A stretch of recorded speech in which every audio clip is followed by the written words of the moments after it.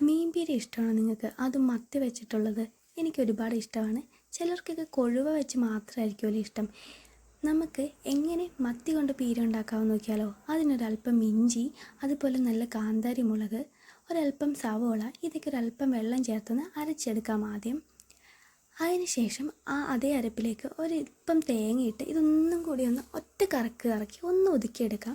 ഇനി നമ്മുടെ ആ അരപ്പുണ്ടാക്കിയ മിക്സിയിൽ ഒരല്പം വെള്ളം ഒഴിച്ച് ആ വെള്ളവും കൂടി നമുക്ക് നമ്മുടെ മത്തിയിലേക്ക് ഇട്ട് കൊടുക്കാം. മത്തി ചെറിയ കഷ്ണങ്ങളായിട്ട് വേണം കേട്ടോ നുറുക്കാൻ.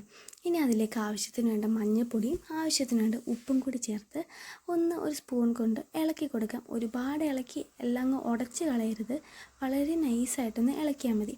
ഇനി അതിലേക്ക് 2 പച്ചമുളക് കീറി നമുക്ക് ഇട്ട് കൊടുക്കാം. ഇനി ഇതിലേക്ക് നമുക്കൊരല്പം സവോള കൂടി അരിഞ്ഞ് ചേർത്ത് കൊടുക്കാം. നമ്മൾ ഓൾറെഡി അരച്ച കൂട്ടിൽ ഇതെല്ലാം ഇട്ടിരുന്നു, അതുകൊണ്ട് വളരെ കുറച്ച് സവോള മതി. ഇനി ഒരല്പം കരിവേപ്പിലയും അതുപോലെ നല്ല കുടംപുളിയും കൂടി ഇട്ട് കൊടുക്കാം. കുടംപുളി ഇല്ല എന്നുണ്ടെങ്കിൽ നിങ്ങൾക്ക് വേണമെങ്കിൽ ഒരു 1-2 കഷ്ണം തക്കാളി ഇട്ടാൽ മതി. ഇനി നല്ല വിറകടുപ്പത്ത് മൺചട്ടിയിൽ നമുക്കിത് വെച്ച് കൊടുക്കാം. കുറച്ച് ഇഞ്ചി കൂടി ആഡ് ചെയ്ത് കൊടുക്കാട്ട് ഒന്ന് തിളച്ച് വരുമ്പോൾ. ഇപ്പം നിങ്ങൾക്ക് മൺചട്ടിയില്ല, വിറകടുപ്പില്ല, അതൊന്നും വിഷയമില്ല, ഈ രീതിക്ക് ഉണ്ടാക്കിയാൽ മതി. നല്ല ടേസ്റ്റ് ആയിരിക്കും. നല്ലപോലെ തെളിച്ച് വറ്റിക്കഴിയുമ്പോൾ ഇത് നമുക്ക് അടുപ്പിൽ നിന്ന് എടുത്ത് മാറ്റി ഒരല്പം പച്ച വെളിച്ചെണ്ണ കൂടി ഇതിൻ്റെ മുകളിലേക്ക് ഒഴിച്ചു കൊടുക്കാം. വളരെ ടേസ്റ്റി ആൻഡ് ഈസി ആയിട്ടുള്ള റെസിപ്പി ഇവിടെ റെഡിയായി. എല്ലാവരും ഒന്ന് ട്രൈ ചെയ്യണേ.